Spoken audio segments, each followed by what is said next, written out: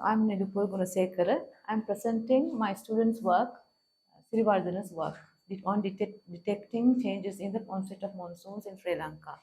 So, usually in tropical countries, tropical islands, only one monsoon onset date is given, published per season, per monsoon. But it is not the case. Monsoon onset date varies across space. This research focused on the Kalani Basin, which is the most highest flood-prone basin in Sri Lanka, in the Sri Lankan wet zone.